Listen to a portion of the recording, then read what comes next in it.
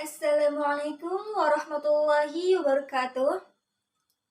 كيف حالكم جميعا في هذا اليوم؟ الحمد لله أنا بخير.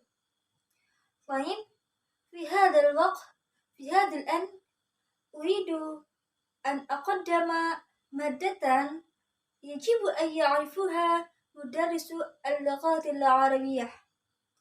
Jadi pada kesempatan kali ini saya akan mempresentasikan kepada kalian semua tentang materi-materi atau hal-hal yang harus diketahui oleh guru bahasa Arab. Nah, apa saja sih itu? Apa saja yang harus diketahui oleh guru bahasa Arab sebelum memulai pembelajaran? Apa saja yang harus disiapkan oleh guru bahasa Arab sebelum pembelajaran dimulai? Nah, mari kita simak bersama-sama. Di sini saya akan menampilkan beberapa video presentasi. Silakan kalian simak dan lihat baik-baik, dengarkan dan pahami. Oke, materi pertama langsung saja ya. Materi tentang kedudukan, tujuan, alokasi waktu, dan belajar atau beban belajar siswa MTS pada pembelajaran mata pelajaran bahasa Arab. Silakan disimak. Assalamualaikum warahmatullahi wabarakatuh. كيف حالكم جميعا؟ عسى أن يكونوا بالصحة والعافية. آمين يا الله يا رب العالمين. اسمحوا لي أن أعرف نفسي لكم. اسمي تيكا سمشة رحمة. أنا من قسم اللغات العربية الخامسة ألفا. أقوم هنا في هذا الوقت أريد أن أبحث دراسة دروس اللغات العربية، بما في ذلك موقع اللغات العربية والأهداف والنطاق وتخصيص الوقت وتعليم الطلاب. Dalam kesempatan kali ini, dalam video kali ini, saya akan membahas tentang materi pertama dari telaah pembelajaran bahasa Arab MTS, yang mana di dalamnya itu mencakup tentang kedudukan pembelajaran bahasa Arab, kemudian ruang lingkup pembelajarannya, dan juga tujuan pembelajarannya, alokasi waktu, kemudian beban belajar siswa. Nah, sebelum masuk ke pembahasan, mari kita mengulas kembali materi yang telah kita pelajari di tahun sebelumnya. Nah, apa sih itu pembelajaran bahasa Arab? Pembelajaran menurut bahasa adalah, menurut terminologi maksudnya adalah upaya untuk mengajak dan mengarahkan siswa ke dalam proses pembelajaran, sehingga siswa dapat mencapai target dan tujuan yang diharapkan. Sedangkan bahasa Arab itu sendiri merupakan salah satu mata pelajaran yang mana di dalamnya mempunyai 4 keterampilan atau 4 maharah, yaitu maharah qiraah, artinya keterampilan membaca, maharah kalam, keterampilan berbicara, maharah kitabah, keterampilan menulis, dan yang terakhir maharah istima', yaitu keterampilan mendengar atau menyimak. Nah, dengan 4 keterampilan tersebut diharapkan agar siswa atau para pelajar dapat berkomunikasi menggunakan bahasa Arab secara langsung dengan baik dan benar. Jadi, pembelajaran bahasa Arab adalah suatu kegiatan yang disusun secara terencana dan juga sistematis, yang mana di dalamnya diajarkan tentang 4 keterampilan pembelajaran bahasa Arab yang mencakup maharah qiraah, kitabah, istima', dan juga kalam, agar siswa nantinya dapat berkomunikasi, yang mana komunikasi ini merupakan tujuan akhir dari proses pembelajaran tersebut. Nah, yuk kita tengok apa sih kedudukan bahasa Arab itu?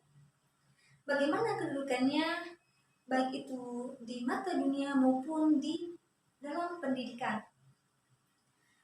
Dalam mata dunia atau secara global, bahasa Arab merupakan bahasa agama dan juga bahasa dunia. Mengapa demikian? Bahasa Arab sebagai bahasa agama dikarenakan karena segala sumber ajaran Islam seperti Al-Quran, hadis, kitab, dan juga ajaran-ajaran seperti buku Islam lainnya, hampir ke rata-rata seluruhnya menggunakan bahasa Arab. Jadi bisa dikatakan bahwa bahasa Arab ini merupakan fondasi dari ajaran Islam. Jadi tidak salah istilah tentang innal lughatul arabiyyah lughatul Quran. Sesungguhnya bahasa Arab merupakan bahasa Al-Quran. Karena memang seluruhnya bahasa Arab. Al-Quran itu seluruhnya bahasa Arab, begitu pula hadis. Jadi di sini bagi umat Islam mesti atau wajib mempelajari bahasa Arab jikalau kita ingin mempelajari ajaran Islam. Bukan jikalau lagi, memang mesti, karena ajaran Islam merupakan pedoman hidup bagi orang Islam. Nah, kemudian untuk bahasa Arab sebagai bahasa dunia adalah sebagai bahasa asing, bahasa internasional, bahasa ekonomi dan transaksi, bahasa teknologi dan informasi, serta edukasi. Bahasa Arab dikatakan atau disebut bahasa asing dikarenakan bahasa Arab itu bukan bahasa resmi Indonesia, bukan pula bahasa ibu, bukan pula bahasa pengantar dalam pembelajaran atau dalam kegiatan-kegiatan resmi lainnya. Jadi, bahasa Arab disebutlah dengan bahasa asing. Tapi, walaupun bahasa asing, mesti dipelajari. Karena itu, banyak sekali orang-orang Indonesia yang mempelajari bahasa Arab menjadi bahasa ketiganya setelah bahasa ibu dan bahasa pengantar, yaitu bahasa Indonesia biasanya. Kemudian, bahasa Arab itu sekarang telah menjadi bahasa internasional ke-6 setelah 5 bahasa lainnya seperti bahasa Inggris, bahasa Mandarin, dan bahasa lainnya. Kemudian bahasa Arab selanjutnya disebut bahasa ekonomi, transaksi, politik, dan delegasi dikarenakan sekarang Indonesia dan juga negara-negara yang mana negara tersebut menggunakan bahasa Arab sebagai bahasa nasional telah menjalin hubungan dan juga kerjasama dan juga persahabatan. Karenanya, bagi transaksi, politik, dan juga delegasi antar dua negara menggunakan bahasa Arab. Dan kita yang tidak terlibat secara langsung, kita tetap harus mempelajari bahasa Arab. Dikarenakan ketika kedua negara telah menjalin sebuah hubungan, berarti nantinya ada lintas budaya.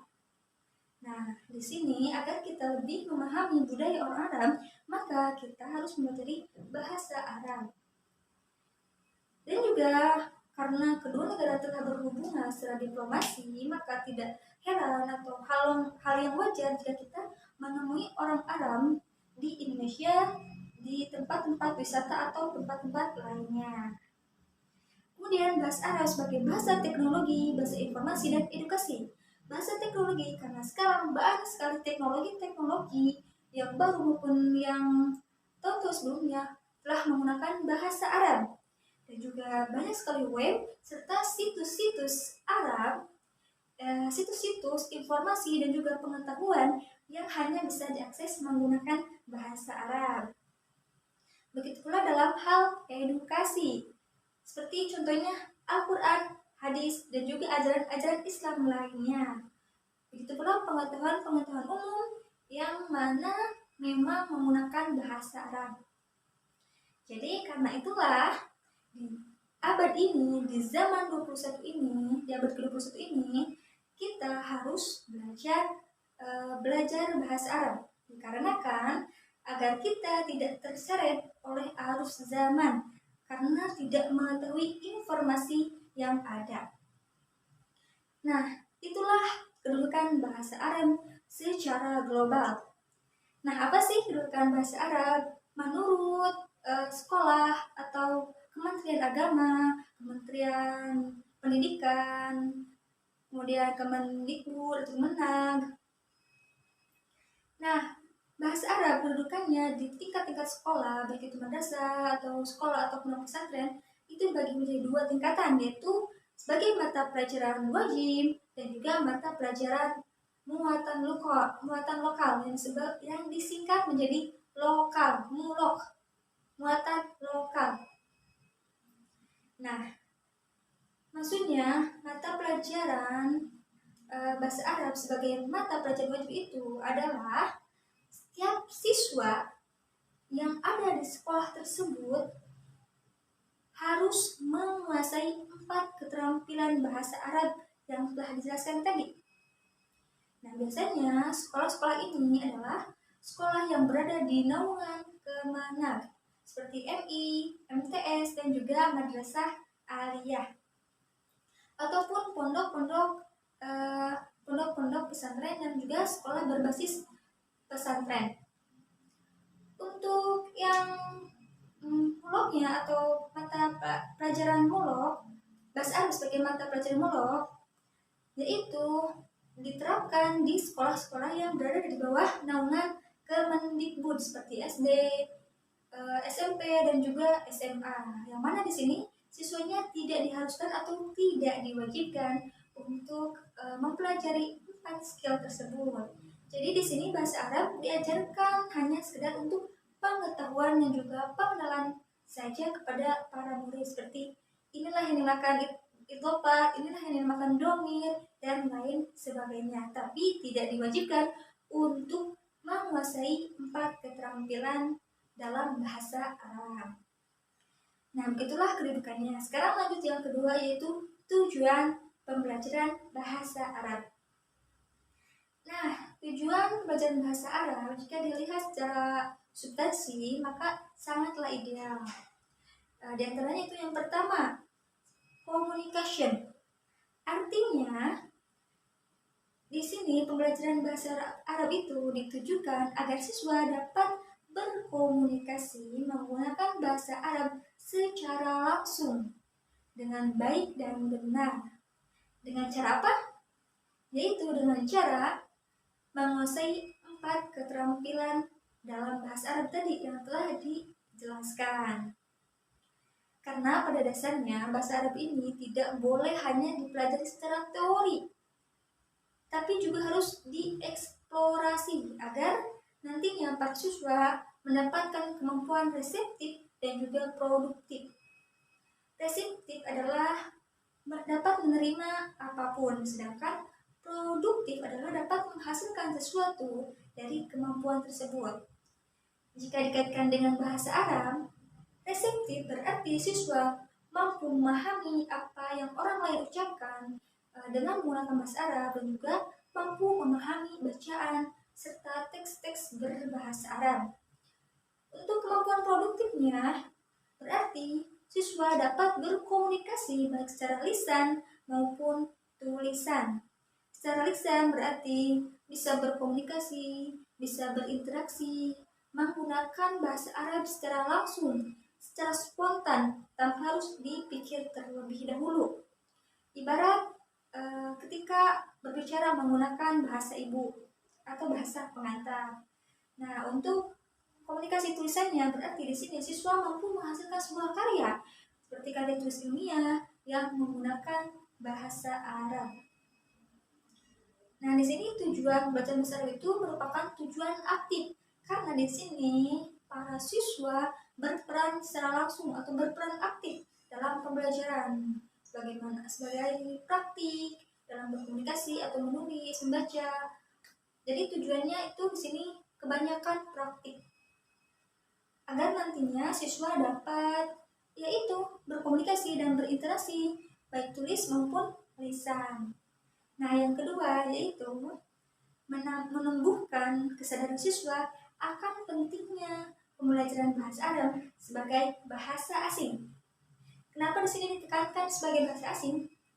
Karena sebagaimana telah saya jelaskan tadi, bahwa bahasa Arab itu bukan bahasa Indonesia, bukan juga bahasa ibu. Oleh karena itu, dalam mempelajarinya butuh perhatian lebih. Walaupun bahasa Indonesia mayoritasnya Muslim, yang mana menggunakan bahasa Arab di kehidupan sehari-harinya, maksudnya dalam hal spiritual, tapi bahasa Arab ini tidak digunakan dalam bercakap-cakap atau berinteraksi, berkomunikasi dengan sesama orang lain, dengan tetangga, keluarga, hanya sebatas digunakan dalam spiritual atau dalam hal keagamaan saja. Karena itu, pembiasaannya kurang, sehingga pembelajarannya juga agak susah, berbeda dengan bahasa ibu atau bahasa pengantar yang sering digunakan sehari-hari.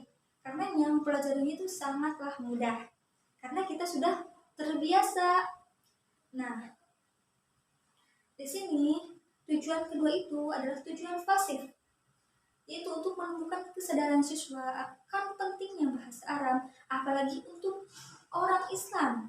Karena bahasa Arab itu adalah alat untuk mengkaji ajaran-ajaran Islam. Nah, yang ketiga, tujuan terakhir yaitu sosial budaya. Artinya di sini siswa diarahkan untuk memahami keterkaitan antara bahasa dan juga budaya. Karena pada dasarnya bahasa itu bukan hanya sekedar bahasa, tetapi mengandung budaya di dalamnya. Jadi bahasa itu tidak hanya mencakup tentang teori atau tidak mencakup tentang menghafalkan mufradat atau mempelajari nahwu saja, namun juga mempelajari budaya yang terkandung dalam bahasa tersebut. Dengan kata lain, tujuan yang ketiga ini adalah ditujukan atau lebih diarahkan siswa itu dapat memahami atau mendapatkan pemahaman tentang kaitan antara bahasa Arab dengan budaya orang Arab itu sendiri. Seperti halnya ini ya, contohnya bahasa Arab Amiyah. Kita tahu bahwa bahasa Arab itu dibagi menjadi dua, bukan hanya bahasa Arab saja, tapi juga setiap bahasa pasti dibagi dua, yaitu bahasa formal dan bahasa sehari-hari. Bahasa formal dalam bahasa Arab disebut bahasa Arab Fusi, sedangkan bahasa Arab sehari-hari disebut bahasa Arab Amiyah. Bahasa Arab Fusi atau formal pasti di hampir semua negara itu sama. Tetapi kalau bahasa Arab Amiyah ini tergantung kebudayaan tiap daerahnya. Jadi bahasa Arab Amiyah ini tergantung kebudayaan dan juga tergantung kebiasaan orang yang tinggal di daerah tersebut. Jadi sangatlah beragam. Dan adanya tujuan ini diharapkan siswa itu mampu memahami hazanah bahasa, mampu memahami hazanah atau kebudayaan bahasa Arab, dan juga mampu mengetahui hazanah Islam. Karena bahasa Arab dan Islam itu sangat berkaitan. Oke, itulah tujuan dari pembelajaran bahasa Arab. Kita lanjut ke pembahasan yang ketiga, yaitu An-Nitoq Al-Lughatil Arabiyyah, yaitu ruang lingkup pembelajaran bahasa Arab. Nah, apa saja sih ruang lingkupnya? Ruang lingkup pembelajaran bahasa Arab di MTS itu pada dasarnya tidak berbeda jauh dengan pembelajaran bahasa Arab di Madrasah Ibtidaiyah, karena materinya itu melanjutkan atau mengembangkan dari materi yang telah diajarkan di Madrasah Ibtidaiyah. Namun bedanya di Madrasah Ibtidaiyah itu lebih dasar, sedangkan untuk MTS ini sudah diperdalam atau dikembangkan lagi materinya. Sebagaimana kita ketahui bahwa dalam pelajaran bahasa Arab ini terbagi menjadi 3 tingkatan, yaitu tingkatan dasar, tingkatan menengah, dan tingkatan tinggi. Untuk tingkatan dasar biasanya difokuskan ke dalam keterampilan mendengar dan juga berbicara agar terbiasa menggunakan bahasa Arab, berbicara bahasa Arab, dan juga mendengar bahasa Arab. Terbiasa untuk melafalkan huruf-huruf Arab. Sedangkan di tingkat tinggi itu lebih difokuskan ke dalam menulis dan juga membaca agar para siswanya mampu mengakses informasi dan juga situs yang menggunakan bahasa Arab dan juga membuat sebuah karya tulis ilmiah. Sedangkan untuk tingkat menengah seperti MTS ini tidak difokuskan pada salah satunya, namun semuanya seimbang. 4 keterampilan dalam bahasa Arab diajarkan secara seimbang, baik itu membacanya, kemudian menulisnya, atau berbicaranya dan mendengarnya. Semuanya itu diajarkan secara seimbang agar semua aspek itu rata. Itu di tingkatan menengah. Jadi di MTS ini topiknya juga atau tema-temanya juga sangat sederhana, namun tetap harus diajarkan sekomunikatif mungkin agar siswa dapat memahami yang diajarkan. Contohnya ini, materi di kelas 7 itu ada ta'rif bin nafsi, yaitu perkenalan diri, kemudian al-unwan, warna, unwan, alamat, lain sebagainya. Untuk materi kelas 8 itu ada riwayah, ada mihnah, kemudian yaumatina fil madrasah wa fi bait, dan lain sebagainya. Sedangkan untuk materi pembelajaran bahasa Arab di kelas 9 itu ada Ru'su Sanah Al-Hijriyah, yaitu nama-nama bulan Hijriyah atau tahun Hijriyah yang ada di tahun Hijriyah. Kemudian Haflu Bimulidin Nabi, kelahiran Nabi, kemudian ada Nuzulul Quran, ada Khulaqul Alam, dan lain sebagainya. Materi itu sederhana, namun tetap diperdalam agar bisa membedakan dengan materi di madrasah ibtidaiyah. Nah, selanjutnya kita akan membahas tentang alokasi waktu dan juga beban belajar siswa dalam pembelajaran bahasa Arab. Apa sih itu alokasi waktu? Alokasi waktu itu adalah jumlah penggunaan atau pemanfaatan waktu pada suatu pembelajaran atau pada pembelajaran tertentu dalam semester. Sedangkan beban belajar siswa itu adalah jumlah atau kegiatan secara keseluruhan yang dialami atau yang dilakukan oleh siswa baik itu dalam 1 minggu, dalam 1 semester, maupun dalam 1 tahun. Nah, berapa sih alokasi waktu dalam pembelajaran bahasa Arab itu? Khususnya di MTS, ya kita ambil saja atau kita bagi saja alokasi waktu pembelajaran bahasa Arab di MTS ini menjadi 6 bagian. Agar lebih memudahkan menghitungnya, cara kita menghitungnya, karena di materi kali ini kita akan hitung-hitungan, kita akan menghitung waktu pembelajaran bahasa Arab di MTS. Nah, yang pertama itu ada PROMES. PROMES itu adalah singkatan dari program semester. Dalam 1 semester itu ada 6 bulan, dan dalam 6 bulan itu kira-kira ada 18 minggu. 18 minggu dikali 3. 3 di sini adalah jam pelajaran bahasa Arab dalam 1 minggu. 1 minggu itu jadinya bahasa Arab diajarkan dalam 3 jam. Jadi 18 dikali 3 sama dengan 54 jam per semester. Jadi bahasa Arab itu dalam 1 semester itu diajarkan sebanyak 54 jam. Nah, untuk 1 tahun yaitu program tahunan berarti tinggal dikali 2. 54 dikali 2 sama dengan 108 jam per 2 semester. Jadi bahasa Arab dalam 2 semester itu diajarkan sebanyak 180 jam. Wow, banyak sekali kan? Nah, selanjutnya untuk kurun waktu penyampaian materi per babnya itu kita bagi saja, yaitu 16 minggu, tadi 15 minggu ya.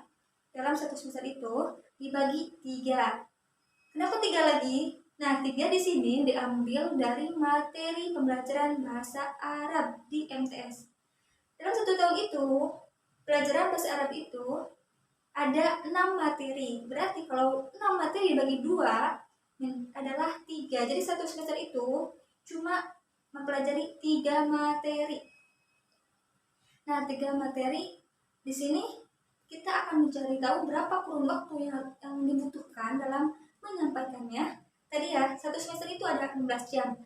18 jam dibagi 3 sama dengan 6 minggu. Jadi, 1 materi itu diajarkan dalam kurun waktu 6 minggu. Itu yang dinamakan penghitungan atau alokasi waktu per bab dalam 1 semester. Nah, jika diubah ke jam, maka 6 minggu tadi berarti 6 dikali 3 sama dengan 18 jam. Jadi, pembelajaran bahasa Arab itu sama dengan dalam 1 babnya itu diajarkan selama 6 minggu atau 18 jam pelajaran. Nah, untuk alokasi waktu silabusnya, yaitu 1 semester ya, silabus itu berarti tadi 54 ya, 54 jam dalam 1 semester dikali 40. 40 itu adalah 1 jam pelajaran. 1 jam pelajaran bahasa Arab adalah 40 menit. Jadi 54 dikali 40 menit itu adalah 16 kali pertemuan. Sedangkan untuk RPP, yaitu berarti per materinya, berapa pertemuan? Yaitu tadi 18 jam dikali 40 menit. Jadi ada 6 pertemuan. Kita simpulkan saja agar lebih mudah. Jadi dalam 1 tahun itu, materi pembelajaran bahasa Arab disampaikan sebanyak 108 jam. Dalam 1 semester berarti 54 jam. Dan penyampaian satu materi itu dalam 1 semester itu adalah 6 minggu atau 18 jam atau 6 kali pertemuan. Sedangkan dalam 1 semester pembelajaran bahasa Arab itu ada 16 kali pertemuan. Nah, begitulah alokasi waktu dalam pembelajaran bahasa Arab di MTS. Sedangkan untuk beban belajar siswa, MTS secara keseluruhan berarti kita hitung di tiap materi pelajarannya. Kira-kira kalau tidak salah itu ada 46 jam. Jumlah keseluruhan materi atau jam yang diajarkan di MTS itu ada 46. 46 itu 1 jamnya ada 40 menit. Itu dalam 1 minggu ya. Untuk 1 semesternya itu ada 15 sampai 20 pertemuan kira-kira. Dan untuk 1 tahun itu kira-kira ada 36 maksudnya sampai 40 minggu. Nah, bagaimana semuanya? Apakah sudah paham tentang materi pembelajaran bahasa Arab yang paling mendasar dari hal yang harus diketahui oleh guru bahasa Arab? Apakah sudah paham materinya? Apakah sudah tahu kedudukan bahasa Arab itu sendiri? Oke. Teman belajarnya sudah tahu juga alokasi waktunya? Oke, benar. Alokasi waktu untuk mata pelajaran bahasa Arab itu adalah 4 jam pertemuan. 4 jam dalam 1 kali pertemuan. Oke, kalau gitu kita lanjut ke materi yang kedua, yaitu tentang KI dan KD. Apa sih KI dan KD itu? Mari kita simak apa itu KI, apa itu KD, dan kedudukannya dalam proses memulai pembelajaran bahasa Arab di sekolah madrasah sanawiyah. Silakan disimak dan ditonton kembali. Pada kesempatan kali ini, saya akan membahas tentang makna, kedudukan, hubungan antara kompetensi inti dan juga kompetensi dasar pada mata pelajaran bahasa Arab MTS. Al-awwal, makna al-kafa'atil asasiyah wa makna kafa'atil asasiyah. Yang pertama adalah pengertian dari kompetensi inti dan juga kompetensi dasar. Nah, apa sih itu kompetensi inti dan apa itu kompetensi dasar? Sebelum lanjut ke pembahasan, alangkah baiknya kita uraikan terlebih dahulu apa itu kompetensi. Kompetensi adalah suatu keahlian yang dimiliki oleh setiap individu untuk melakukan aktivitas atau pekerjaan. Jika diterapkan dalam dunia pendidikan, maka kompetensi ini mengandung arti sebuah kemampuan atau keahlian yang dibutuhkan oleh siswa untuk melakukan sesuatu, baik itu melakukan tugas, pekerjaan, atau aktivitas-aktivitas lainnya dalam proses belajar mengajar, yang mana kemampuan atau keahlian ini didasari dengan pengetahuan. Sedangkan inti adalah pusat dari sesuatu atau intisari. Dengan kata lain, menurut bahasa, kompetensi inti adalah kompetensi yang menjadi pusat dari pembelajaran. Sedangkan menurut KMA tahun nomor 183 menyebutkan bahwa kompetensi inti itu adalah tingkat kemampuan yang harus dimiliki dan wajib dimiliki oleh setiap peserta didik untuk mencapai standar kompetensi lulusan, baik itu di tingkat atau jenjang ataupun program yang berbeda, dengan landasan bahwa kompetensi inti ini menjadi pengembangan dari kompetensi dasar. Nah, jadi kompetensi inti ini adalah penjabaran dari standar kompetensi lulusan yang disingkat dengan SKL. Untuk memudahkan pengoperasiannya, kompetensi inti ini salah satu aspeknya yaitu aspek sikap dibagi menjadi dua, yaitu sikap spiritual dan yang kedua adalah sikap sosial. Nah, menurut tujuan pendidikan nasional, sikap spiritual ini ditujukan agar siswa menjadi orang yang beriman dan juga bertakwa. Sedangkan untuk sikap sosial ditujukan agar siswa mempunyai akhlak yang mulia, mandiri, mempunyai rasa demokratis dan juga bertanggung jawab. Nah, inilah yang membedakan antara kurikulum 2013 dengan KTSP. Dalam KTSP ada juga pembagian sikap, ada kompetensi sikap, tetapi tidak dibagi menjadi dua atau dikelompokkan menjadi dua sebagaimana dalam kurikulum 13 ini. Oleh karena itu, aspek dalam kompetensi inti ini dibagi menjadi 4 dimensi yang mencerminkan spiritual, sosial, pengetahuan, dan juga keterampilan. Penggambarannya itu yaitu kompetensi inti 1 yaitu KI1 adalah penggambaran dari sikap spiritual. Sedangkan yang kedua, kompetensi inti 2 atau KI2 penggambaran dari sikap sosial. Kompetensi inti 3 atau KI3 penggambaran dari pengetahuan, dan yang terakhir kompetensi inti 4 atau KI4 adalah penggambaran dari keterampilan. Nah, 4 hal ini dirumuskan atau dirancang sebagai pengintegrasi muatan pelajaran atau program pada suatu mata pelajaran. Nah, dalam pengajarannya itu, keempat hal tersebut dikelompokkan lagi menjadi 2 bagian, yaitu aspek yang diajarkan secara langsung dan aspek yang diajarkan secara tidak langsung. Untuk aspek pengetahuan dan juga keterampilan diajarkan secara langsung, face to face, direct teaching. Jadi, antar guru dan murid diajarkan secara langsung melalui pemberian materi atau praktek. Sedangkan untuk spiritual dan sosial ini diajarkan secara tidak langsung atau indirect teaching, yang mana pengajarannya itu bersamaan atau berlangsung dengan proses pembelajaran itu sendiri atau proses pembelajaran, penerapan, dan juga pemberian pengetahuan atau materi. Nah, sekarang apa sih itu kompetensi dasar? Kompetensi dasar adalah kemampuan yang harus dimiliki oleh siswa untuk mencapai kompetensi inti pada setiap jenjang atau tingkat atau pada setiap mata pelajaran. Karena kompetensi dasar ini ada pada setiap mata pelajaran. Sedangkan untuk kompetensi dasar ini juga merupakan kompetensi yang berisi sejumlah kemampuan atau keahlian, pengetahuan yang harus dimiliki oleh siswa sebagai indikator untuk merancang dan juga merencanakan kompetensi pada setiap mata pelajaran. Nah, dalam penyusunan kompetensi dasar ini ada beberapa hal yang harus diperhatikan. Contohnya seperti karakter siswa.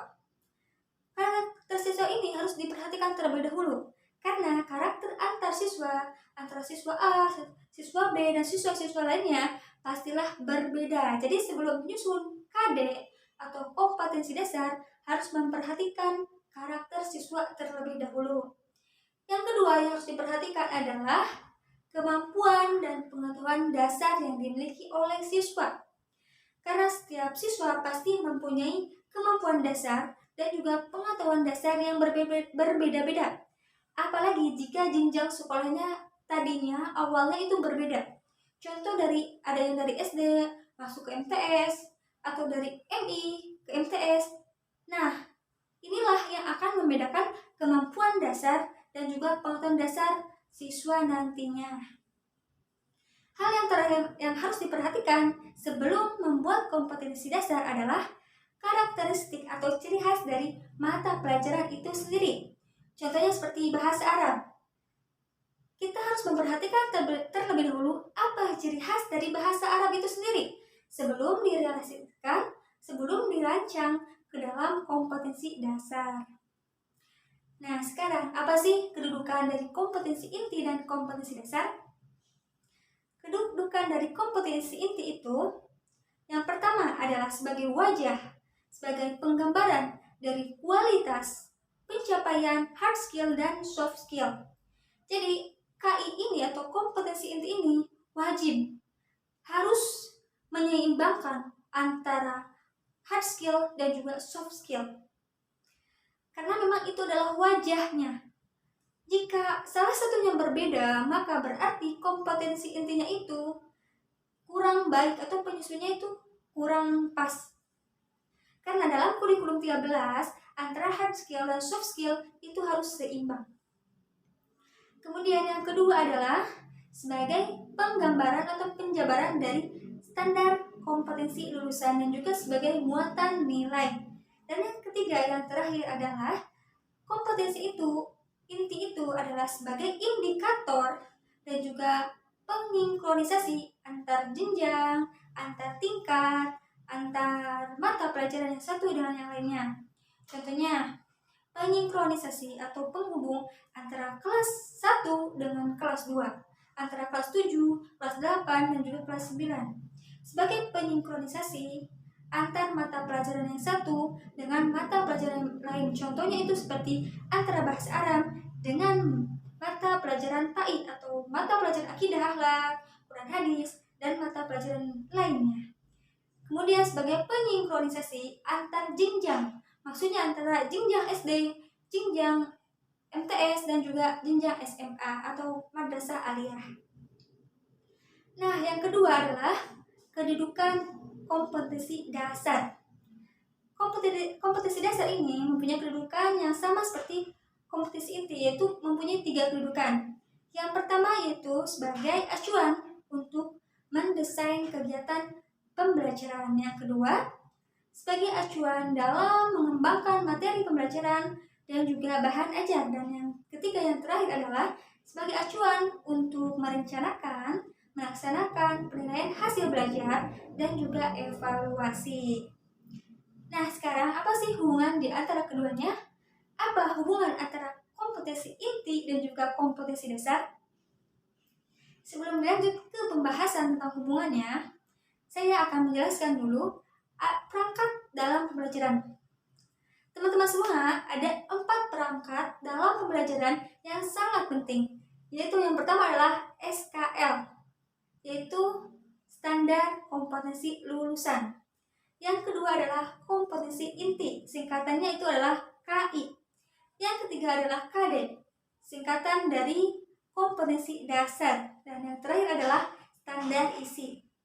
Nah, SKL ini adalah sebuah kompetensi atau kemampuan output siswa atau fondasi standar kelulusan dalam proses pembelajaran. Sedangkan hubungan KI ini dengan SKL adalah sebagai penjabaran dari SKL. Jadi KI ini adalah penjabaran dari standar kompetensi lulusan.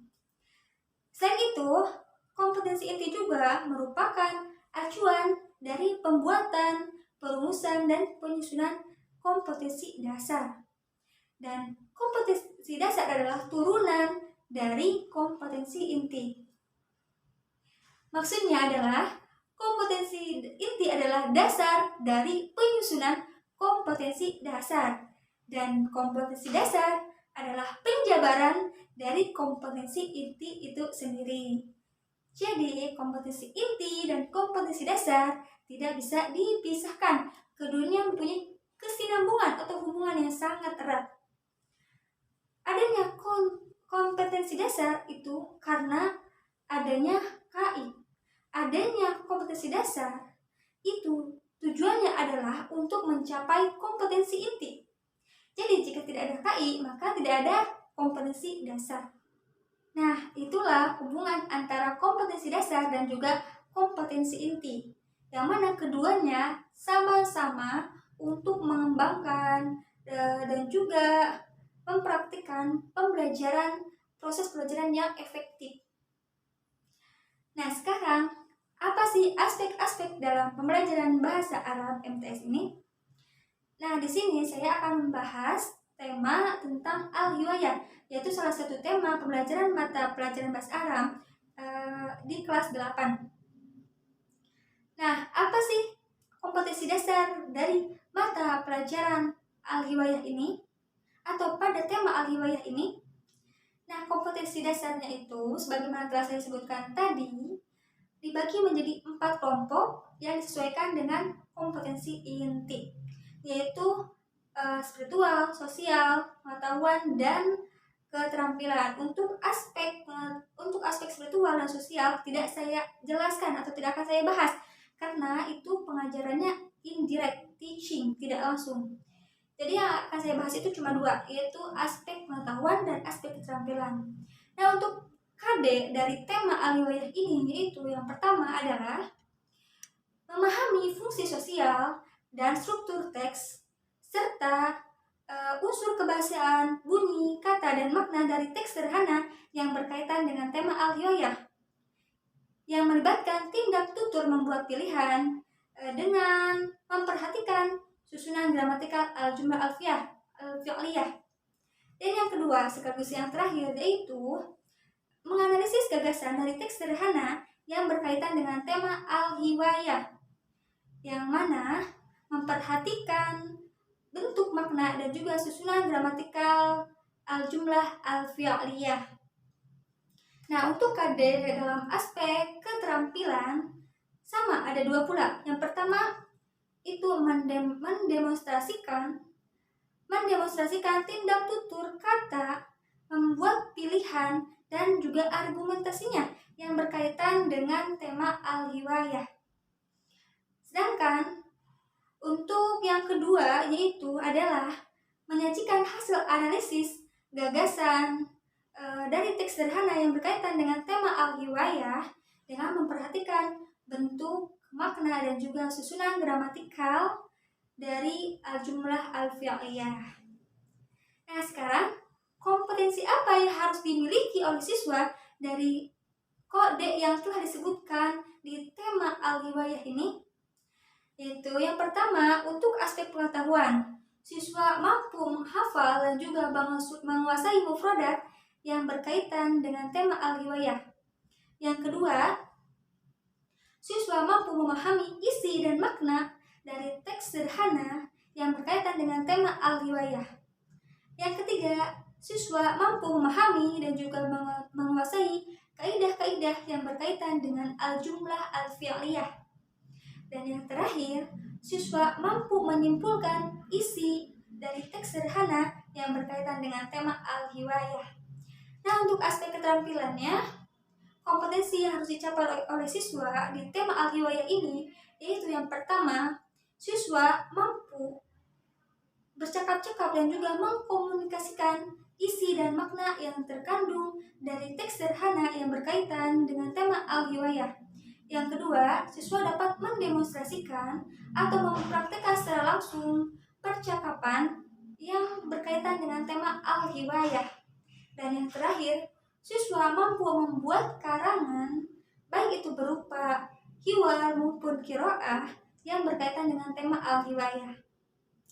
Nah, mungkin sekian pembahasan tentang kompetensi inti dan kompetensi dasar pada mata pelajaran MTS, khususnya pada tema Al-Hiwayah materi pelajaran bahasa Arab kelas 8. Oke, pembahasan tentang KI dan KD telah selesai. Sekarang kita lanjut ke materi selanjutnya yaitu tentang IPK, indikator pencapaian kompetensi. Sebelumnya saya akan bahas sedikit. IPK itu adalah kelanjutan dari KD atau penjabaran KD yang lebih rincinya. Tadi KD adalah penjabaran dari KI. Nah, IPK ini adalah penjabaran yang lebih detail dari kompetensi dasar. Agar nantinya proses belajar mengajarnya itu tertuju dan terarah.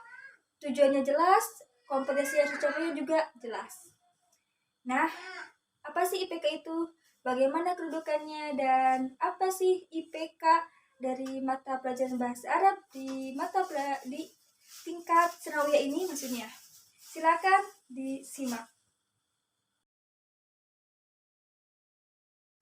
Baik, pada kesempatan kali ini, di video kali ini, saya akan mempresentasikan kepada kalian semua, kepada antum semua, tentang indikator pencapaian kompetensi pada mata pelajaran bahasa Arab MTS. Nah, sebelumnya, apa sih itu IPK? IPK terdiri dari 3 kata, yaitu indikator, pencapaian, kompetensi. Menurut artinya, indikator adalah tanda, petunjuk, dan tanda yang nampak. Pencapaian adalah sesuatu yang dicapai atau sesuatu yang dikuasai. Dan yang ketiga, kompetensi. Kompetensi sesuai dengan saya jelaskan di video kemarin, bahwa kompetensi itu adalah kemampuan untuk melakukan sesuatu. Jadi jika dilihat dari pengertian 3 kata tersebut, IPK itu adalah rumusan kemampuan yang harus ditunjukkan oleh siswa agar bisa menunjukkan ketercapaian KD atau kompetensi dasar. Ditujukannya kepada siapa? Tentunya lah kepada guru, kepada pengajar, instruktur, dan lain sebagainya. Jadi indikator itu dijadikan sebagai rujukan dan juga petunjuk bagi guru untuk mengetahui tercapai atau tidaknya, kemudian tuntas atau tidaknya sebuah pembelajaran. Jadi IPK itu adalah rumusan atau garis-garis besar yang harus dicapai selama proses pembelajaran berlangsung. Contohnya begini, dalam satu pertemuan itu kita harus melakukan apa? Maksudnya dalam satu pertemuan itu siswa dituntut untuk melakukan apa, harus bagaimana, harus melakukan kegiatan apa. Itu semuanya sudah dirumuskan dalam IPK. Sehingga pada hari itu pembelajaran akan berfokus ke sana, ke hal yang sudah dirumuskan di IPK. Contohnya, di IPK dicontohkan bahwa siswa harus mengidentifikasi bunyi bahasa dari teks sederhana Al-Hiwayah. Maka pada hari itu pembelajaran akan difokuskan ke sana, sehingga tujuan pembelajaran nantinya akan tercapai. Nah, sekarang apa sih kedudukan dari IPK itu? Apakah penting atau tidak? Apakah dibutuhkan atau tidak dalam sebuah pembelajaran? Nah, semuanya, IPK, indikator pencapaian kompetensi, sangatlah dibutuhkan dan juga sangatlah penting dalam sebuah pembelajaran. Karena apa? Karena IPK itu termasuk ke dalam komponen pembelajaran yang menjabarkan kompetensi dasar. Sehingga IPK itu juga disebut sebagai sub-KD atau bagian dari KD. Nah, apa sih kedudukan dari IPK itu? Yang pertama itu sebagai pedoman dalam mengembangkan materi pelajaran. Jadi, agar bisa mengembangkan potensi siswa, agar dapat menggali potensi siswa lebih dan lebih, maka materi pembelajaran harus dikembangkan, dan acuannya adalah IPK. Jadi, tidak boleh keluar dari IPK, apalagi keluar dari KD. Nah, yang kedua adalah sebagai pedoman dalam mengembangkan bahan ajar. Dalam pengembangan bahan ajar ini, sebaiknya kita lihat dan tinjau dari tuntutan IPK yang telah ditentukan dan juga ketercapaian yang telah dirumuskan sesuai kompetensi dasar. Yang ketiga yaitu sebagai pedoman untuk mendesain sebuah pembelajaran. Nah, semuanya, tingkat IPK ini menuntut guru untuk lebih terampil dan juga lebih kreatif dalam menyusun sebuah pembelajaran yang efektif, agar nantinya para siswa dapat mencapai kompetensi yang telah ditentukan. Yang keempat, yaitu sebagai pedoman dalam menyusun tujuan pembelajaran. Jadi tujuan pembelajaran itu disusun berdasarkan IPK. Jadi dibuat dulu IPK-nya, kemudian baru disusun tujuan pembelajarannya. Nah, yang terakhir, kedudukan IPK itu adalah sebagai pedoman atau acuan dalam merancang dan juga melaksanakan penilaian. Apa sih itu penilaian? Penilaian adalah proses mengumpulkan informasi untuk mengetahui ketercapaian siswa. Jadi kompetensi, evaluasi, instrumen soal-soal itu semuanya mengacu pada IPK yang telah dicapai ya. Selanjutnya, saya akan menjelaskan tentang prinsip-prinsip dari indikator pencapaian kompetensi. Nah, prinsipnya itu ada 2. Yang pertama itu, belajar dari hal yang sederhana terlebih dahulu. Contohnya dari mudah ke sulit, dari abstrak ke konkret, dan lain sebagainya. Yang kedua, harus memperhatikan struktur keilmuan, spiritual, kemudian keterampilan, dan juga pengetahuan. Nah, selanjutnya adalah ketentuan dalam menyusun IPK. Sebelum menyusun IPK, kita harus memperhatikan syarat-syarat terlebih dahulu sebelum menyusunnya, agar ketika IPK telah dibuat, tidak menyalahi aturan yang telah ada. Yang pertama, ketentuannya itu harus sesuai dengan kompetensi dasar. Sebagaimana yang telah saya jelaskan tadi, bahwa IPK itu adalah sub dari KD, bagian dari kompetensi dasar. Jadi, IPK itu harus menjelaskan kompetensi dasar secara lebih rinci. Karena itu, IPK harus sesuai dengan KD. Yang kedua, menggunakan KKO. Apa sih itu KKO? KKO singkatan dari kata kerja operasional, yaitu kata kerja yang dapat diukur. Contohnya seperti mendeskripsikan, menjelaskan, menghafal, dan lain sebagainya. Yang ketiga, IPK itu disusun dan dibuat dengan kata yang mudah, singkat, padat, dan jelas. Intinya, harus sesimpel-simpel mungkin. Tidak boleh menggunakan kata yang bermakna ganda, tidak menggunakan kata denotatif, apalagi konotatif. Nah, yang kelima yaitu hanya menggunakan satu tindakan atau satu pekerjaan. Tujuannya adalah agar mudah untuk diukur. Jika banyak, nantinya akan mempersulit. Yang terakhir yaitu memperhatikan potensi siswa. Kan siswa itu pasti potensinya berbeda-beda. Kemudian juga yang memperhatikan karakteristik pembelajarannya. Baik itu contohnya seperti pembelajaran bahasa Arab ya.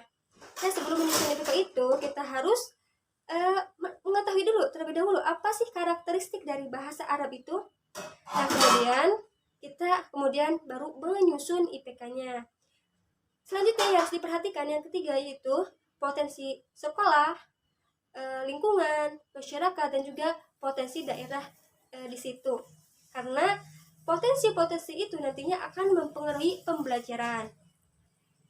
Kenapa kita harus memperhatikan hal-hal yang sudah saya sebutkan tadi seperti potensi siswa, masyarakat, atau karakteristik dari mata pelajarannya itu? Ya, tujuannya adalah tidak lain dan tidak bukan adalah untuk memaksimalkan potensi siswa dan juga proses pembelajaran tersebut. Setelah saya jelaskan apa itu IPK, kemudian bagaimana ketentuannya, kemudian bagaimana kedudukan IPK dalam sebuah pelajaran. Sekarang kita akan lanjut ke pembahasan selanjutnya, yaitu tentang langkah-langkah menyusun IPK atau langkah-langkah mempersiapkan penyusunan IPK. Ada 3 langkah. Langkah pertama yaitu menganalisis kompetensi yang digunakan dalam kompetensi dasar. Cara menganalisisnya itu yaitu yang pertama adalah tentukan kompetensi dasar mana yang akan dirumuskan atau diturunkan menjadi IPK. Contohnya kan KD itu ada 4. KD 1 aspek spiritual, KD 2 aspek sosial, KD 3 aspek pengetahuan, dan KD 4 aspek keterampilan. Nah, dari keempat KD ini, tentukan KD mana yang ingin dirumuskan terlebih dahulu. Pilih satu saja dulu. Kemudian, setelah memilih KD yang mana, kemudian tentukan juga titik mana yang ingin kita jabarkan. Atau maksudnya tema mana, tema apa yang ingin kita jabarkan. Karena setiap tema pasti KD-nya berbeda-beda. Nah, setelah menentukan KD-nya yang mana, yang ingin diturunkan menjadi IPK atau dijabarkan menjadi IPK, langkah selanjutnya adalah memahami apa itu KKO. Ingat ya, KKO yang digunakan di sini adalah KKO taksonomi Bloom yang sudah direvisi. Kemudian yang ketiga adalah setelah mengetahui apa itu KKO, baru tentukan dan cocokkan KKO yang pas dan juga yang tepat untuk KD yang telah kita pilih. Itu langkah-langkah dalam menganalisis IPK dalam sebuah KD ya, potensi KD. Itu masih langkah pertama ya. Langkah kedua yaitu menganalisis indikator pencapaian kompetensi menurut UKRK. Apa sih itu UKRK? UKRK itu adalah singkatan dari urgensi, kontinuitas, kemudian relevansi, dan keterpakaian. Nah, harus memperhatikan 4 hal ini, yaitu yang pertama meliputi karakteristik mata pelajaran, masyarakat, lingkungan, sekolah, dan lain-lain ya. Yang kedua, kebutuhan dan juga potensi siswa. Jadi harus diperhatikan terlebih dahulu ya. Karena setiap siswa, sebagaimana telah saya jelaskan tadi, pasti berbeda-beda potensinya. Ada yang ya tinggi potensinya, ada yang sedang-sedang. Kemudian sekarang yang ketiga, langkah terakhir dan yang paling penting adalah merumuskan IPK itu sendiri. Untuk apa kita melakukan persiapan jika kita tidak merumuskannya? Jadi setelah mengumpulkan data, setelah menganalisis, kemudian dikumpulkan data-datanya, baru kita susun menjadi sebuah IPK dari KD yang telah kita tentukan tadi ya. Nah, sekarang cara penyusunannya bagaimana sih? Kata-kata yang harus digunakannya bagaimana sih dalam pembuatan IPK itu? Nah, ada 3 rumus, yaitu A, D, D. A, B, D. Maaf ya, A, B, D. A itu adalah audiens. Kata yang harus digunakan dalam IPK itu adalah audiens. Audiens di sini adalah untuk apa pembelajaran itu, maksudnya ditujukan kepada siapa pembelajaran itu? Ya pasti tentunya kepada siswa. Jadi IPK itu ditujukan kepada siswa. Audiensnya adalah siswa, pelajar, peserta didik. Sama aja kan? Yang kedua adalah behavior, yaitu perilaku yang spesifik yang akan dan harus dimunculkan. Kan tadi audiensnya adalah siswa. Nah, dalam pembelajaran siswa itu harus apa? Harus melakukan apa? Harus bagaimana? Nah, ini dijelaskan di behavior. Behavior ini meliputi KKO, kata kerja operasional. Nah, yang kedua adalah materi pembelajaran. Jadi, dalam behavior ini harus ada 2 itu, yaitu KKO dan materi pelajaran. Tidak boleh salah satunya saja, harus ada dua-duanya. Contohnya, siswa harus mengidentifikasi atau menjelaskan tentang materi al-hiwayah dengan baik. Nah, itu di sini mengidentifikasi, menjelaskan, itu contoh KKO. Dan al-hiwayah ini adalah termasuk ke dalam materi. Nah, yang terakhir, yang ketiga adalah dikri. Dikri adalah ukuran ketercapaian atau batas minimal yang harus dicapai oleh siswa. Contohnya tadi ya, siswa menjelaskan atau menguraikan materi al-hiwayah dengan baik. Siswa membaca teks qiraah tentang tema yang berkaitan tentang al-hiwayah dengan fasih. Kata dengan baik, dengan benar, dengan fasih itu adalah dikri. Capaian, ukuran yang harus dicapai oleh siswa. Nah, sekarang setelah saya jelaskan dari awal sampai akhir, saya akan langsung memberikan contoh bagaimana pembuatan atau perumusan IPK itu sendiri. Di sini saya akan mengambil contoh materi kelas 8 semester 2, yaitu tema al-hiwayah. Saya akan mengambilnya yaitu KD 3-nya dan juga KD 4-nya saja ya. Untuk KD 1, KD 2-nya saya akan tinggalkan. Saya tidak akan bahas karena itu emang pembelajarannya itu secara tidak langsung. Jadi yang akan saya bahas di sini adalah pembelajaran face to face atau secara langsung antara guru dan murid. Sebagaimana telah saya jelaskan di materi sebelumnya di video minggu kemarin. Nah, sebelum saya uraikan, alangkah baiknya kita terlebih dahulu mengetahui macam-macam indikator atau klasifikasi indikator. Yang mana ada bagi 3 ya. Yang pertama itu ada indikator pendukung.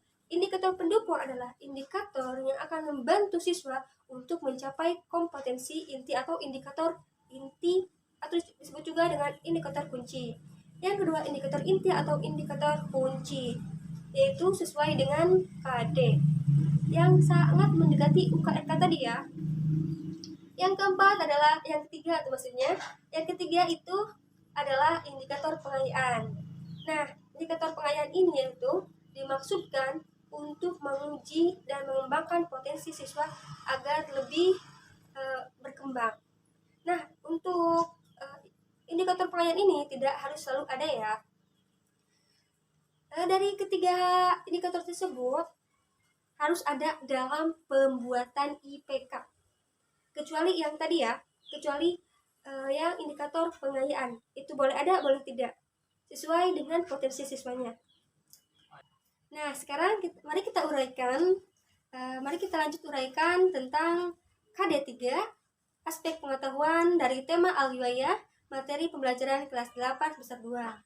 KD-nya itu yaitu memahami fungsi sosial dan unsur kebahasaan, frasa, kata dan makna dari teks sederhana yang berkaitan dengan al-hiwayah dengan melibatkan tindak tutur kata dan argumentasinya dengan memperhatikan al-jumlah al-fi'liyah.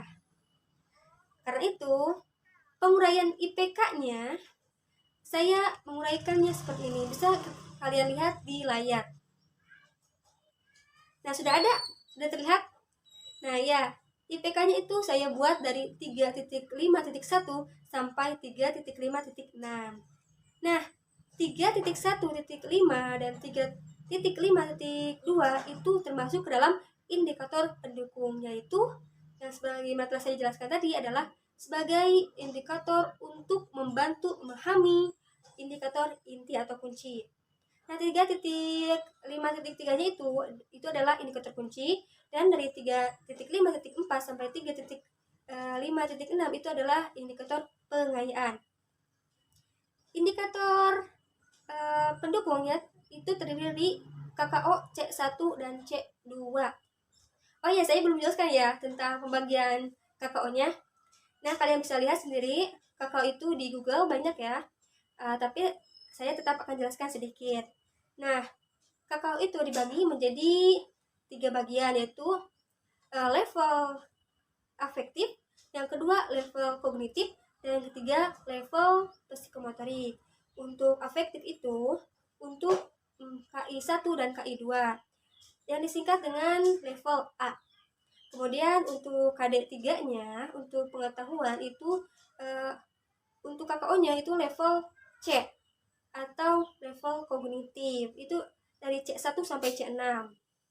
Nah, kemudian untuk KD4, keterampilan itu melihat KKO-nya level P atau level psikomotorik.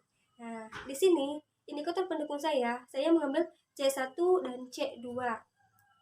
Untuk indikator intinya yaitu C2 masih sama, karena di sini memang indikator ini harus disamakan kata kerja operasionalnya dengan kompetensi dasar yang diambil. Kompetensi dasar yang saya ambil di sini mengatakan memahami. Tapi karena memahami itu tidak termasuk KKO atau kata kerja yang dapat diukur, maka saya mengambil kata kerja yang hampir setara dengan kata memahami, yaitu menguraikan, yang termasuk C2. Menguraikan di sini dimaksudkan untuk mengukur atau melihat, mengetahui seberapa jauh pemahaman siswa terhadap materi. Nah, jadi masih seimbang kan antara mengetahui, memahami, dan juga menguraikan. Memahami adalah pemahamannya, menguraikan adalah uraian atau pengukuran dari pemahaman siswa. Nah, yang ketiga itu pengayaan. Nah, ini terserah mau ada atau tidak, tapi saya cantumkan di sini ya. Karena memang level kognitif itu lebih enak, lebih pas, lebih tepat, lebih dapat dikembangkan lagi potensi siswanya jika diadakan indikator pengayaan. Selanjutnya di sini saya akan membahas atau menguraikan tentang KD 4.5 dari tema Al-Riwayah. Sebelum saya uraikan, saya akan tambahkan sedikit ya pengetahuan pada kalian bahwa antara KD 3 dan KD 4 itu harus selalu berpasangan, tidak boleh ditinggalkan salah satunya dan tidak boleh dipisahkan. Contohnya ya saya tadi KD 3-nya itu 3.5 ya, berarti yang harus saya jelaskan sekarang ini adalah 4.5 dari KD 4. Nah, setelah itu baru saya jelaskan KD yang lain yang menyangkut tema al-hiwayah yaitu 3.6 dan juga 4.6 untuk keterampilannya, yaitu untuk KD4-nya. Nah, sebelum lanjut lebih jauh, saya akan uraikan dulu KD 4.5-nya, yaitu mendemonstrasikan tindak tutur kata dan argumentasinya yang dengan memperhatikan struktur gramatikal al-jumlah al-fi'liyah, baik itu secara tulis maupun secara lisan. Nah, IPK yang saya uraikan atau jabarkan adalah sebagai berikut, dapat dilihat di layar ya. Dan saya di sini cuma mengambil 3 poin saja atau menjabarkan 3 poin saja. Yang pertama itu, sebelumnya mendemonstrasikan itu termasuk ke dalam P2 ya, yaitu mempertunjukkan, sama dengan mempertunjukkan, mendemonstrasikan. Nah, di sini IPK-nya itu yang pertama saya adalah menuliskan. Di sini menuliskan itu adalah P1 dan merupakan indikator pendukung. Kemudian yang selanjutnya adalah menunjukkan contoh ya, menunjukkan itu ya. Nah, ini termasuk ke dalam P2. Menunjukkan di sini hampir sama dengan mendemonstrasikan ya, bisa. Tapi levelnya lebih rendah. Ini termasuk P2. Kemudian yang terakhir adalah mendemonstrasikan. Nah, ini indikator intinya ya. Yang tadi yang 4.5.1 sampai 4.5.2 itu termasuk indikator pendukung. Sedangkan untuk yang terakhir 4.5.3 ini adalah indikator intinya. Perlu dicatat untuk indikator atau KD4 ini ya, untuk aspek keterampilan ini indikatornya boleh 2, yaitu cuma indikator pendukung dan juga indikator inti. Nah, bisa dilihat ya dengan jelas. Nah, selanjutnya saya akan menjelaskan KD3 ya, 3.6 dari tema al-hiwayah. Aspek itunya ya, pengetahuannya. Lanjutan dari 3.5 tadi ya, yaitu menganalisis teks sederhana, menganalisis gagasan dari teks sederhana yang berkaitan dengan tema al-hiwayah dengan memperhatikan bentuk, makna, dan kata dari susunan gramatikal al-jumlah al-fi'liyah. Nah, untuk penjabaran IPK-nya kalian bisa lihat di layar ya, seperti tadi. Sudah cukup. Nah, selanjutnya adalah tidak perlu saya bahas lagi ya, soalnya memang sama ya penjelasannya itu. Sama seperti 3.5 tadi dan juga sama seperti 4.5. Tidak harus saya jelaskan. Apa perlu dijelaskan? Tidak usah ya. Sudah dicukupkan saja. Untuk KD4-nya yaitu 4.6, yaitu mendemonstrasikan atau menyajikan hasil analisis dari teks sederhana yang berkaitan dengan tema al-hiwayah dengan memperhatikan bentuk, makna, dan kata dari susunan gramatikal al-jumlah al-fi'liyah. KD-nya bisa dilihat sendiri ya. Nah, itu adalah penjabaran dari kompetensi dasar 3 dan kompetensi dasar 4 dari tema al-hiwayah. Penjabaran dari IPK-nya maksudnya ya.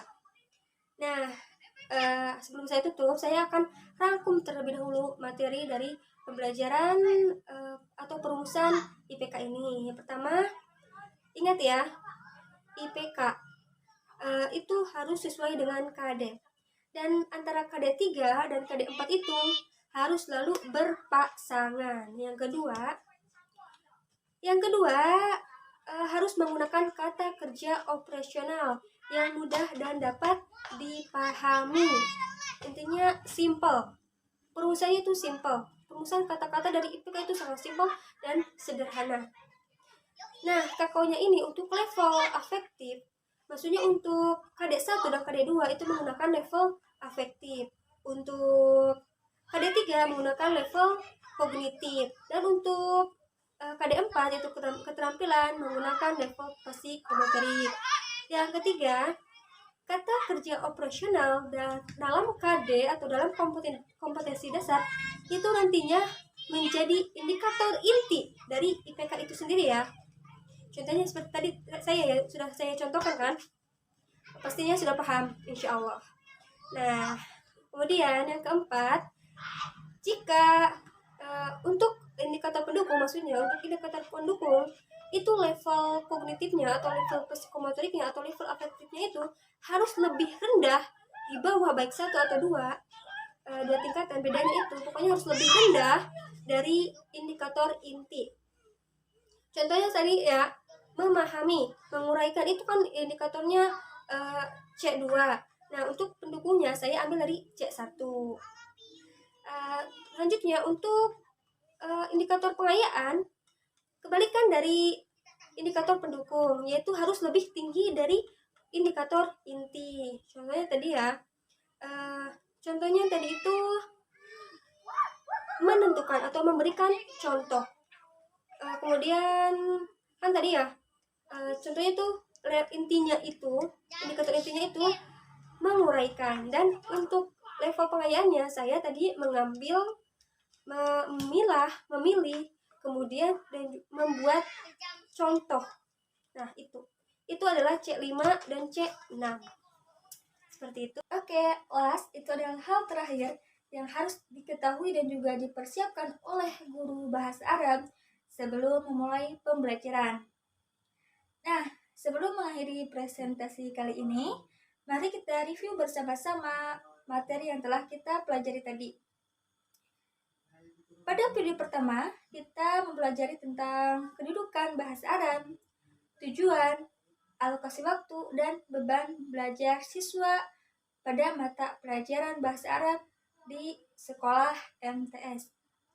Tentunya kita sebagai guru bahasa Arab, sebagai calon-calon guru bahasa Arab dan guru bahasa Arab di masa mendatang, tentunya harus mengetahui posisi dan juga kedudukan bahasa Arab itu sendiri. Karena dengan mengetahui posisi kedudukan bahasa Arab itu, kita bisa memposisikannya, kita bisa memposisikan bahasa Arab itu sendiri dengan tepat sesuai dengan kedudukan bahasa Arab itu di sekolah tersebut atau di sekolah MTS. Dengan mengetahui kedudukannya, maka kita bisa menyusun tujuannya, bisa mengarahkan bahasa Arab ke tujuan akhir yang ingin dicapai dari pembelajaran bahasa Arab tersebut. Selanjutnya, yang kita pelajari tadi pada video pertama itu adalah alokasi waktu dan juga beban belajar siswa. Gunanya mengetahui alokasi waktu adalah agar kita bisa memanage mata pelajaran dengan lebih baik dan memanfaatkan waktu dengan sebaik-baiknya. Tadi dijelaskan alokasi waktu per bab, alokasi waktu per jamnya, per semesternya, dan per pertemuannya. Itu gunanya apa? Seperti yang telah saya jelaskan tadi, gunanya itu untuk memanage mata pelajarannya, untuk memanage materi yang harus dicapai pada jam atau bab yang telah ditentukan itu. Dengan memperhatikan alokasi waktu, kita juga nantinya harus memperhatikan beban belajar siswa agar materi yang disampaikan itu tidak menjadi beban. Karena apa? Karena selain bahasa Arab, beban belajar siswa itu banyak jika digabung dengan mata pelajaran lain. Nah, itu gunanya alokasi waktu, gunanya mengetahui alokasi waktu pada mata pelajaran bahasa Arab. Itu yang pertama, untuk memanage mata pelajarannya dan mengatur waktu dengan memperhatikan beban belajar siswa. Nah, itu pada materi pertama ya. Pada materi kedua dan materi ketiga, itu semuanya adalah komponen dalam penyusunan pembelajaran, yaitu membahas tentang KI, kompetensi inti, kemudian kompetensi dasar, KD, dan IPK. KI, kompetensi inti adalah pencapaian seluruh pembelajaran, sedangkan KD adalah penjabaran dari KI sendiri. Jadi dari KI itu dijabarkan kembali aspek-aspeknya yang meliputi aspek sifat, spiritual, kemudian pengetahuan dan keterampilan, dan ini dijabarkan di KD. Nah, kemudian apa sih IPK? IPK itu adalah penjabaran yang lebih rinci lagi dari KD. Bedanya IPK ini ada KKO, kata kerja operasional. Nah, itu gunanya IPK itu adalah untuk menyusun materi pembelajaran pada hari itu. Bukan pada hari itu saja, tetapi pada satu semester. Apa saja yang ingin dicapai pada bab itu, pada pertemuan itu, pada hari itu. Siswa itu harus apa, harus bagaimana, kompetensi apa yang harus dicapai oleh siswa setelah materi atau bab itu disampaikan kepada siswa. Nah, itu kesimpulan dari ketiga materi yang telah saya jelaskan, saya presentasikan tadi. Nah, sebelum ditutup juga saya akan berikan sebuah contoh atau output yang harus dicapai oleh siswa pada mata pelajaran bahasa Arab. Di sini saya akan menjelaskan tentang atau merinci tentang output salah satu mata pelajaran bahasa Arab kelas 8 dengan tema Al-Hiwayah. Nah, silakan simak video ini video terakhir ya, disimak contohnya agar nanti ketika praktek langsung bahasa Arab, praktek langsung belajar bahasa Arab tidak bingung. Oke, silakan. Selanjutnya tema ketiga yaitu al-hiwayah, yaitu hobi. Seperti di tema-tema sebelumnya, pasti hal yang pertama, kompetensi pertama yang harus kalian capai itu adalah kalian itu mampu menghafal dan mengetahui mufradat yang berkaitan dengan tema tersebut. Begitu pula dalam tema al-hiwayah ini, kalian juga yang pertama harus tahu atau kompetensi yang dicapai di tema ini adalah mengetahui mufradat yang berkaitan dengan tema al-hiwayah. Contohnya ar-rasmu, al-qiraah, dan lain sebagainya. Nah, yang kedua itu kalian bisa mengetahui secara jelas atau bisa mendeskripsikan, memaparkan tentang al-jumlah al-fi'liyah, tentang susunan jumlah fi'liyah. Jadi ini kelanjutan dari tema sebelumnya ya. Di tema sebelumnya hanya bisa membedakan antara jumlah ismiyah dan jumlah fi'liyah. Nah, pada tema ini jumlah fi'liyahnya itu lebih dirinci. Nah, jadi kalian pada tema ini harus bisa mendeskripsikan, harus bisa menganalisis dan menghafal susunan dari jumlah al-fi'liyah, baik itu fi'il madinya atau fi'il mudhari atau maupun fi'il amar. Nah, kemudian selanjutnya kalian juga harus bisa mendeskripsikan hobi kalian sendiri di depan kelas dan bisa bertanya pada teman kalian tentang hobi mereka dengan melakukan percakapan atau mendemonstrasikan sebuah percakapan di depan kelas. Oke, sekian dari saya. Terima kasih atas segala perhatiannya. Terima kasih juga atas pertanyaan-pertanyaannya. Dan maaf atas segala kesalahan dan kekurangannya. Sekian dari saya. Assalamualaikum warahmatullahi wabarakatuh.